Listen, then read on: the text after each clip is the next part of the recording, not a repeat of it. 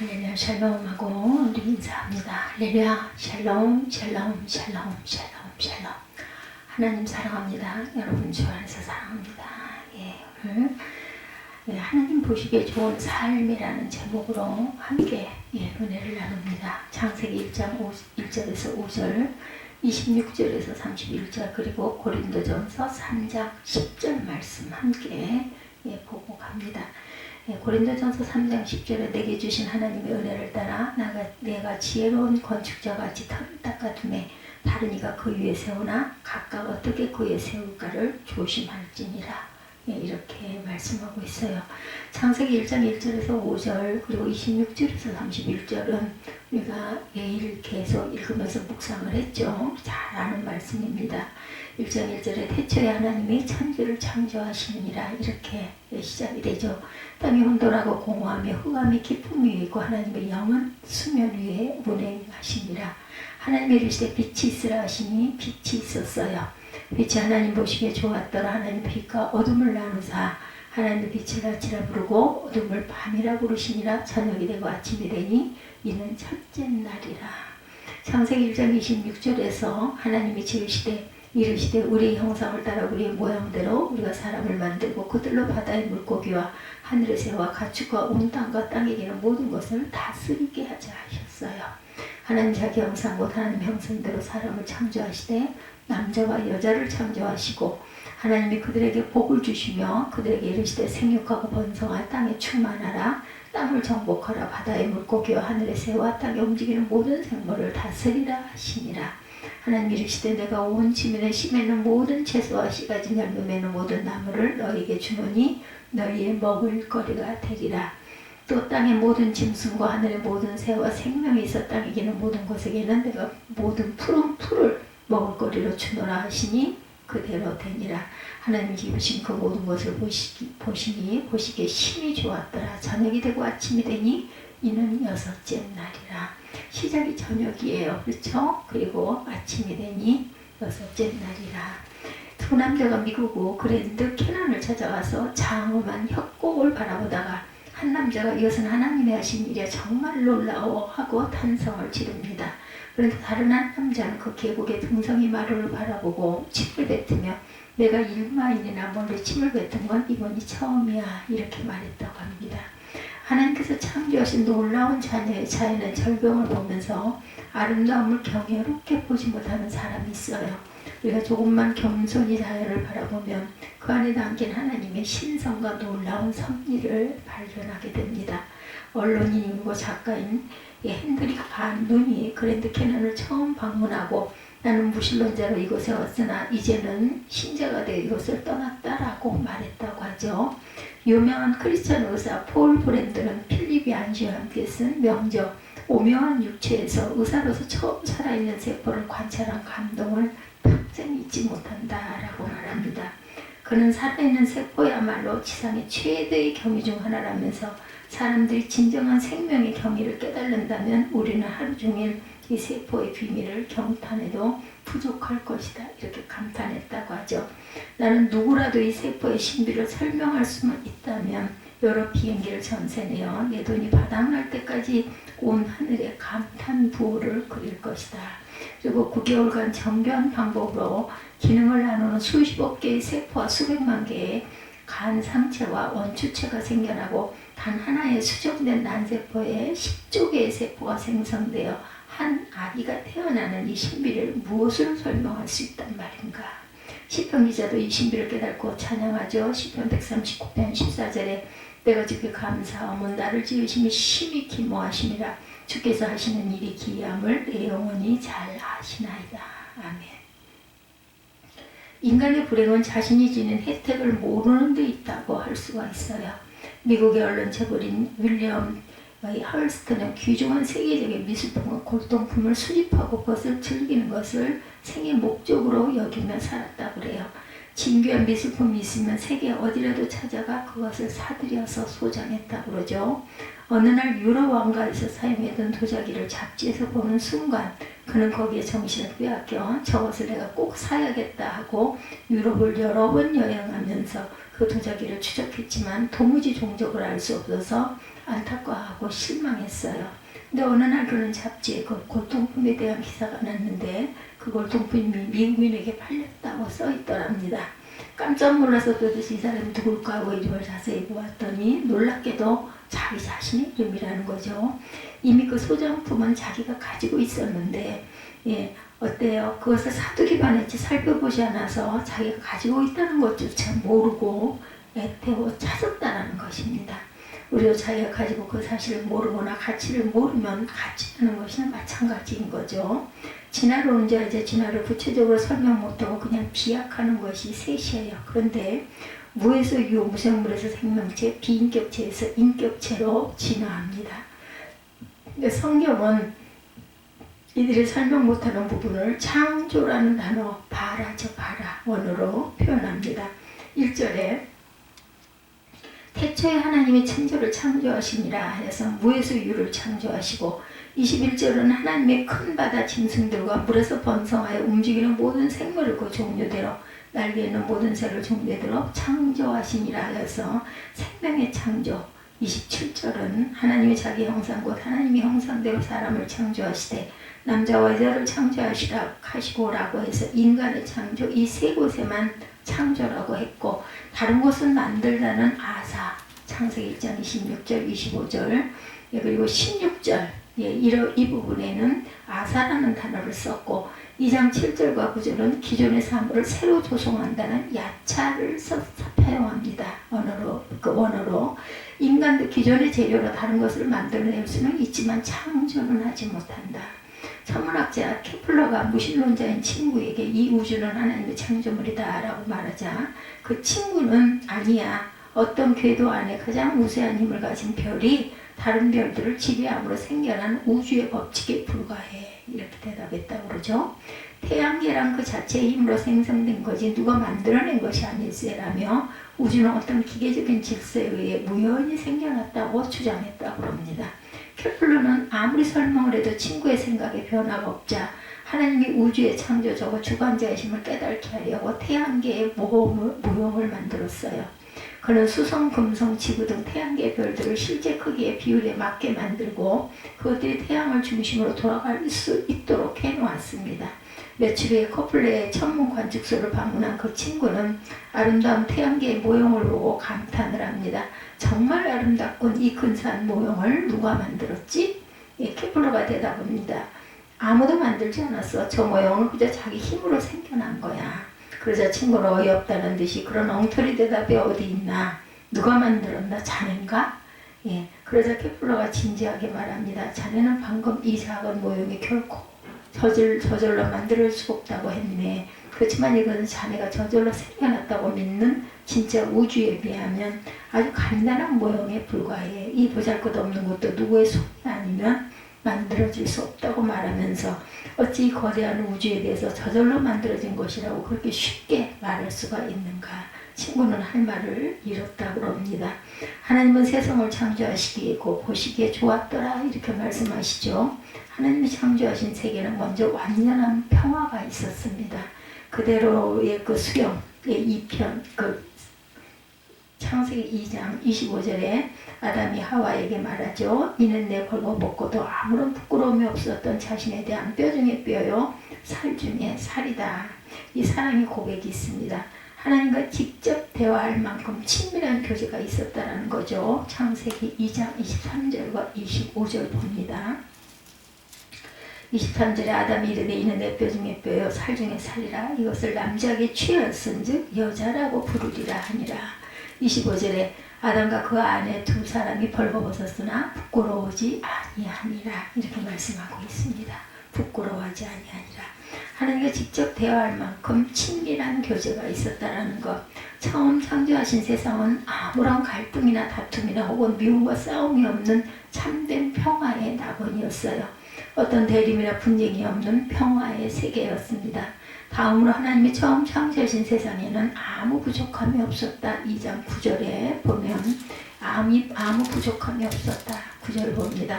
야훼 하나님의 그 땅에서 보기 아름답고 먹기 좋은 나무가 나게 하시니 동산 가운데는 생명나무와 선악을 알게 하는 나무도 있더라.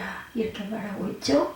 보기 아름답고 먹기 좋은 열매가 나게 하셨다는 겁니다. 그리고 그것을 비손과 기온과 히데겔과 유브라데라는 네 개의 강이 온 땅을 적셨다. 11절에서 14절이죠. 2장 11절에서 14절에 첫째 이름은 비손이라 금이 있는 하윌라 온 땅을 둘렀고 그 땅의 금은 순금이요 그곳에는 베델리엄이요 호마노도 있으며 둘째 강의 이름은 기온이라 구손 땅을 둘렀고 셋째 강의 이름은 히데겔이라 아수르 동쪽으로 흘렀으며 넷째 강은 유브라데라. 야훼 하나님이 그 사람을 이끌어 에덴 동산에 두어 그것을 경작하고 지키게 하시고 야훼 하나님은 그 사람에게 명하이르되 동산 각종 나무의 열매는 내가 임으로 먹되 선악을 알게 하는 나무 열매는 먹지 말라. 내가 먹는 날에는 반드시 죽으리라 하시니라. 야훼 하나님이 이르시되 사람이 혼자 사는 것이 좋지 아니하니 내가 그를 위하여 돕는 백부리를 지으리라 하시고 이렇게 쭉 이어져 나오죠. 예, 씨 맺는 모든 채소와 씨 가진 열매 맺는 모든 나무 1장 29절에 풍성한 아무런 부족함이 없는 그러한 곳이었다. 1장 29절에 보면 이렇게 증가하고 있어요. 29절 하나님이 이르시되 내가 온 지면에 씨 맺는 모든 채소와 씨 가진 열매 맺는 모든 나무를 너에게 주노니 너희 먹을 거리가 되리라. 그리고 또 땅의 모든 짐승과 하늘의 모든 새와 생명이 있어 땅에 기는 모든 것에게는 내가 모든 푸른 풀을 먹을 거리로 주노라 하시니 그대로 되니라. 하나님이 지으신 모든 것을 보시니 보시기에 심히 좋았더라. 저녁이 되고 아침이 되니 여섯째 날이더라. 아멘. 이 좋다라는 그 뜻 히브리어 토보 위대한 놀라운 완벽한 아름다움 등을 나타내는 말로 외면과 내면 모두 선하고 아름다운 것을 나타내는 표현입니다. 참된 아름다움이 있었던 거죠. 1장에 보시기에 좋았더라는 표현이 7번 나온다라는 것. 4절, 10절, 12절, 18절, 21절, 25절, 31절에 7번 나옵니다. 심미적인 아름다움을 뜻하는데 좋다는 뜻의 히브리어 토브는 위대한, 놀라운, 완벽한 아름다움 등을 나타내는 말로 외면과 내면 모두 선하고 아름다운 것을 나타내는 표현이죠. 하나님께서 지으신 세계는 완벽하고 아름다운 세상이었습니다. 역사상 최고의 조각가 미켈란젤로가 그의 작품 중에 모세상을 손꼽는 걸작으로 손끝 하나도 될 수 없는 완벽한 작품인데 정작 미켈란젤로에게는 미흡한 데가 있는 아쉬운 작품이었다고 그래요. 그 모세상 발등에 좁고 긴 흠이 있는데 이것은 모세상이 완성된 후에 미켈란젤로가 왜 너는 말을 하지 않느냐고 외치며 끌어 발등을 내리쳤기 때문이라고 합니다. 근데 하나님은 세상을 창조하신 후에 보시기에 심히 좋았더라. 1장 31절에 말씀하죠. 창조를 마무리 짓는 말씀은 앞에서 반복된 보시기에 좋았더라는 감탄사 4절, 10절, 12절, 18절, 21절, 25절보다 더 고조된 것으로 하나님께서 의도하신 모든 것이 한치의 오차도 없이 완벽하고 아름답게 성취되었음을 의미하고 있습니다. 바울은 내게 주신 하나님의 은혜를 따라 내가 지혜로운 건축자와 같이 터를 닦아둠에 다른 이가 그 위에 세우나 그러나 각각 어떻게 그 위에 세울까를 조심할지니라. 고린도전서 3장 10절이죠. 인생을 집 짓는 것에 비유합니다. 우리는 건축자로 우리 인생을 짓습니다. 건축자는 건물을 설계자의 의도로 따라 건축해야 하죠.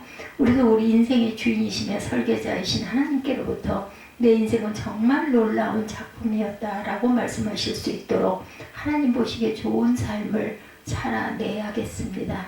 하나님 보시기에 좋은 인생이 되기 위해 몇 가지 자세를 갖추어야 하는데 첫째, 하나님의 말씀을 따르는 삶을 살아야 합니다.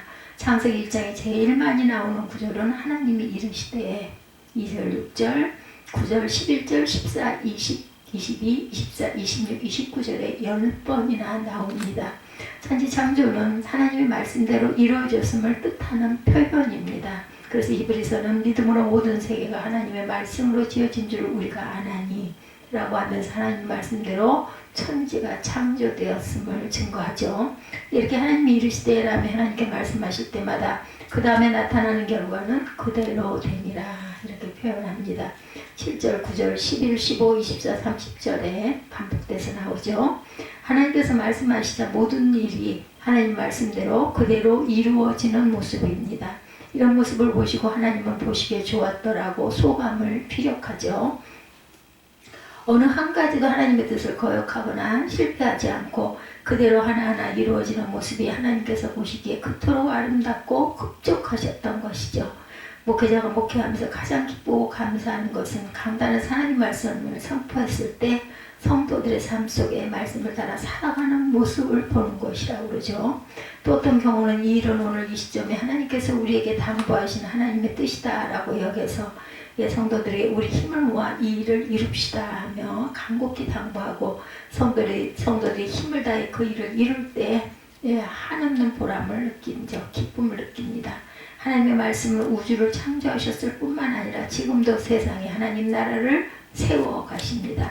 우리가 하나님의 말씀을 따라 살면 우리의 삶은 하나님 앞에 좋은 삶이 되고 우리 인생은 이 땅에서 성공적인 삶이 됩니다. 인생의 성공과 실패가 어디에 있다고 생각하십니까? 그것은 우리를 지으신 하나님의 뜻이 우리를 통해 이루어지고 그것이 곧 우리 인생의 성공이고 그 뜻이 이루어지지 않으면 인생의 실패이죠. 우리가 최고의 심판대에 설 때 하나님 우리에게 오직 이것을 물으실 것입니다.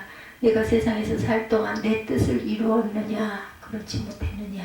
그 기준에 근거하여 우리에게 영원한 상도 무서운 형벌도 내려질 것이죠. 이런 이야기가 있어요. 밤에 말을 타고 사막을 여행하던 세 사람이 이상한 나그네를 만납니다. 그 나그네는 그들에게 얼마 가지 않아 마른 시내를 건너게 될 것이라면서 당신들이 그곳에 도착하거든 말에서 내려 시내에서 자갈을 주어 자루와 호주머니에 채우시오.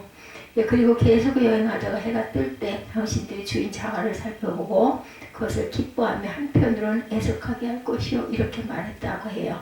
그 사람의 말처럼 세 사람은 마른 시내에 도달해 호기심으로 여기저기 흩어져 있는 많은 자갈 중에 몇 개를 주워서 호주머니에 넣었습니다.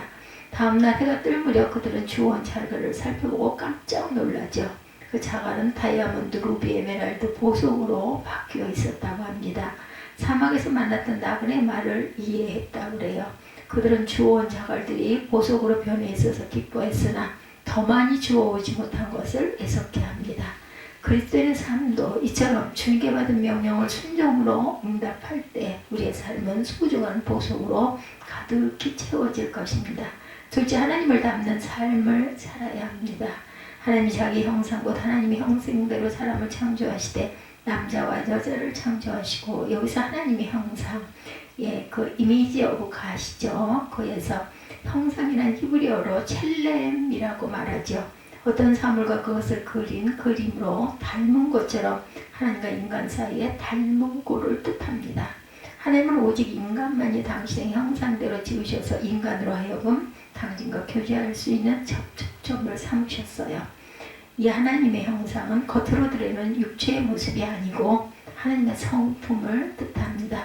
하나님이 거룩하신 것처럼 인간도 거룩한 존재로 하나님의 사랑이신 것처럼 인간도 사랑의 존재로 지으셨다라는 거죠.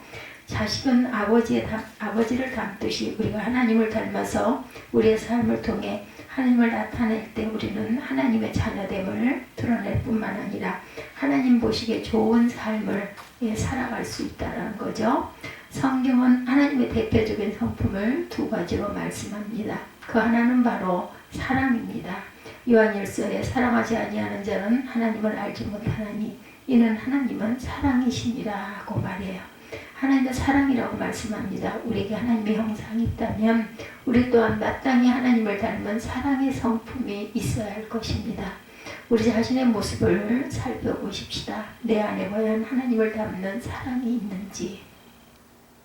만약 이 사랑은 없고 그 대신 미움이나 사나움만 가득하다면 무엇을 가지고 하나님의 자녀라고 자처할 수 있겠습니까?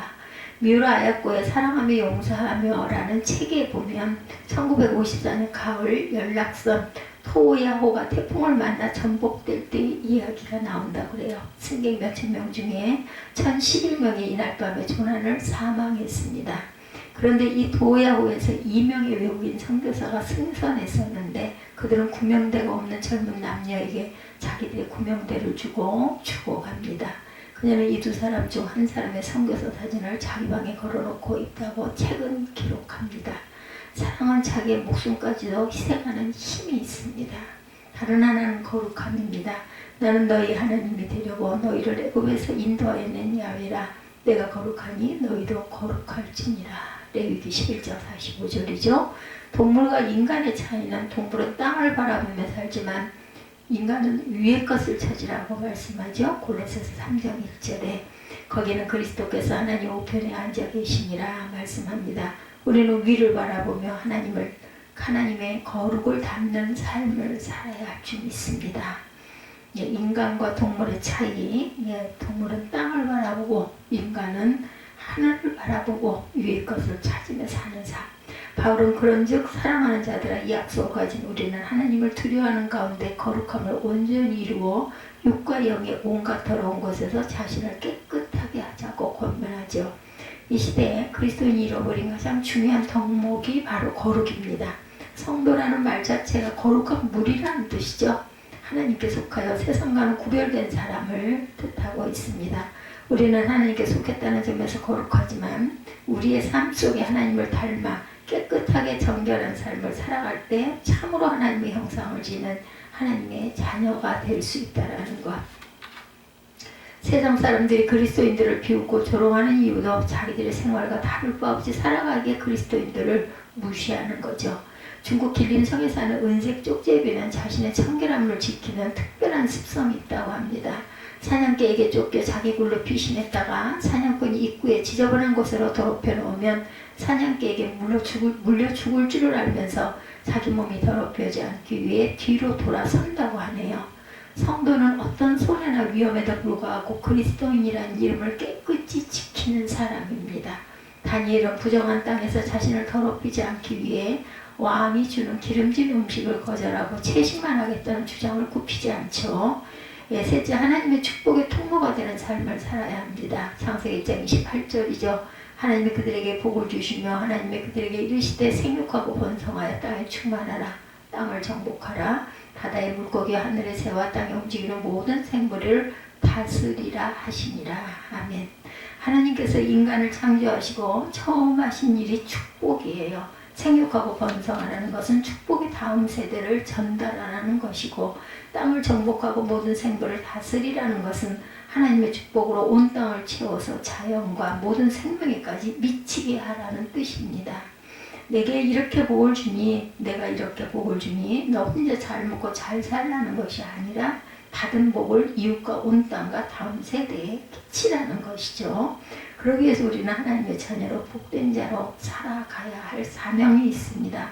창세기 3장에 아담이 범죄하자 심판의 결과가 자연에까지 미치는 부분이 나오죠. 창세기 3장 17절에 아담에게 이르시되 내가 내 아내의 말을 듣고 내가 네게 먹지 말라 나무의 열매를 먹었은즉 땅은 너로 말미암아 저주를 받고 너는 내 평생에 수고하여 그 소산을 먹으리라. 땅이 저주를 받는다고 그러죠. 인간이 범죄하면 땅까지 저주를 받습니다. 전에 공산주의였다 지금은 자유를 얻은 헝가리, 체코슬로바키아, 루마니아, 동독, 러시아 같은 나라 사람들이 말합니다. 하나님을 부인하니 우선 농사부터 안 된다. 우리나라는 보더라도 남한은 식량이 남아도는데 북한은 먹을 것이 없어서 굶주리죠. 이건 눈앞에 보이는 현실입니다. 하나님께서는 우리의 모습을 보실 때 어떻겠습니까? 예.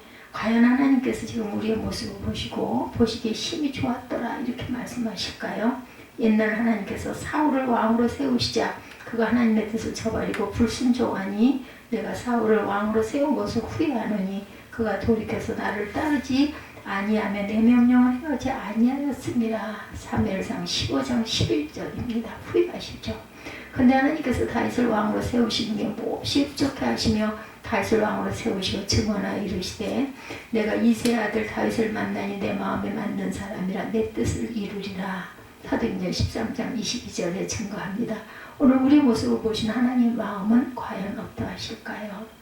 그 영화 라이언 일병 고하기의 내용에 보면 라이언 일가에는 4명의 아들이 있었어요. 제2차 대전에 참전해서 3명이 전사하고 남은 하나들마저 언제 죽을지 모르는 최전방에 배치가 됩니다. 미국 정부는 이 아들만이라도 그의 어머니의 품으로 돌려보내기 위해서 그 임무를 존 밀러 대위와 8명의 군인들에게 맡깁니다. 밀러 대위는 독일군 점령지역 한가운데서 제임스 라이언 일병을 찾아내다가 자신을 비롯한 8명의 군인이 모두 독일군에게 죽고 맙니다. 밀러 대위는 마지막 숨을 거두며 라이언 일병의 귀에 말합니다. 라이언 꼭 살아서 돌아가. 그리고 잘 살아야 돼. 그 후 수십 년이 흘러 라이언은 백발의 노인이 되어 부인과 자녀들과 함께 다복한 모습으로 자기를 살리기 위해 죽은 밀러대의 묘를 찾아 그 앞에서 말합니다. 대위님 다리에서 하신 말씀을 매일 생각했습니다. 그래서 최대한 잘 살려고 노력했고 그런 대로 잘 살아왔다고 생각합니다.